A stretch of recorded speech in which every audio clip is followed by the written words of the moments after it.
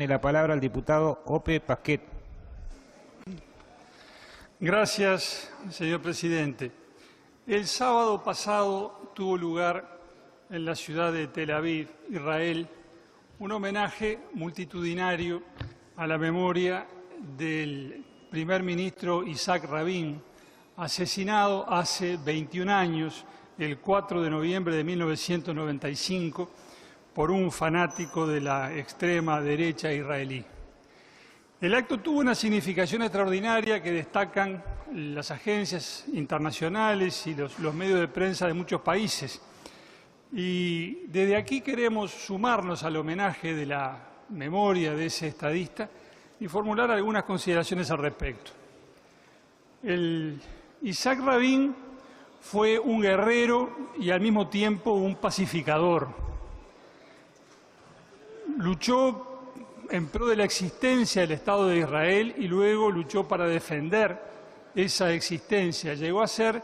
el general más joven de Israel con 31 años y fue jefe del Estado Mayor de su país durante la Guerra de los 6 días.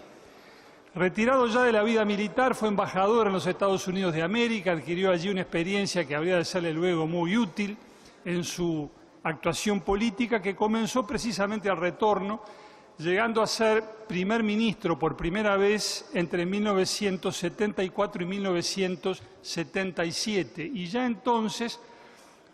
comprendió que era necesario tomar iniciativas que condujeran hacia la paz con los estados árabes y a soluciones con el pueblo palestino. En ese sentido, ya en su primera gestión de gobierno, logró entendimientos con Siria para el cese de fuego estable en las alturas del Golán. Debió abandonar su cargo por diversas razones y regresó a él recién unos 15 años más tarde para ser primer ministro por segunda vez entre 1992 y 1995. Y en esta segunda etapa,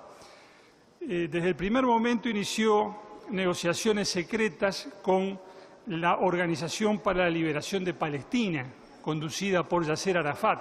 lo cual para muchos en Israel y fuera de Israel en aquel momento era prácticamente impensable. Esas negociaciones fructificaron finalmente en la celebración de los acuerdos de Oslo, que se firmaron en septiembre de 1993 en la ciudad de Washington, y que establecieron entendimientos entre la autoridad palestina y el Estado de Israel que al cabo de 5 años habrían de conducir a la existencia de un Estado palestino en buenas relaciones, en relaciones de paz con Israel. Y al año siguiente, todavía en 1994, Rabin condujo las negociaciones que culminaron con la celebración de un acuerdo de paz con Jordania. Estas iniciativas, que corresponde señalarlo, es importante señalarlo, que fueron acompañadas por una decisión de este primer ministro valiente y corajudo de disponer el cese de la política de asentamientos israelíes en territorios ocupados. Esta política fue generando oposición intensa al interior de Israel, oposición que en algunos sectores se radicalizó y que terminó finalmente con que un fanático, un extremista, le dio muerte al cabo de un acto que se había celebrado en la plaza donde se le recordó el sábado pasado, un acto que se había realizado en defensa de la paz, en pro de la paz. Y después de que miles de jóvenes se habían reunido y habían cantado, y habían bailado, habían escuchado al primer ministro hablar a favor de la paz,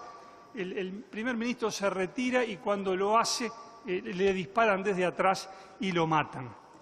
Su figura adquirió así el carácter de un verdadero símbolo, de alguien que, por un lado, había defendido a Israel y al pueblo judío con las armas en la mano, pero que al mismo tiempo había entendido que había que buscar la paz con los árabes y en particular con los palestinos, y estaba dispuesto a entregar territorios por paz para llegar a esa solución.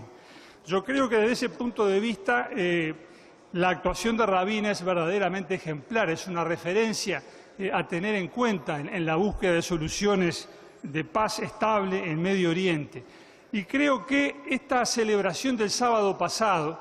donde se recordó su figura, se recordó su esfuerzo a favor de la paz y al mismo tiempo se reclamó respeto y tolerancia hacia quienes piensan distinto en Israel, hacia quienes tienen visiones de lo que debe ser la paz que no son las mismas que las que tiene el gobierno. Esto tiene un profundo significado democrático, un significado de respeto y tolerancia por la opinión ajena, de rechazo de toda forma de fanatismo para que el fanatismo no vaya a producir nuevas muertes, como lo dijo una de las oradoras en ese acto, la ex ministra Tzipi Livni, que es una de las figuras importantes de la oposición en Israel.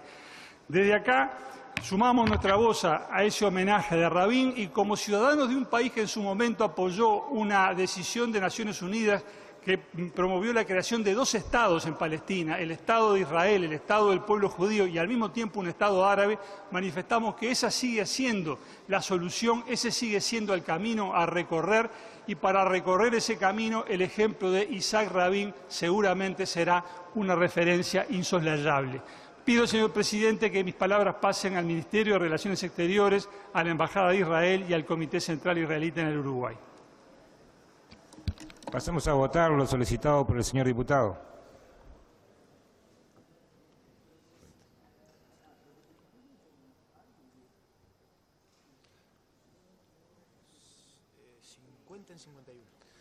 Afirmativo 50 en 51.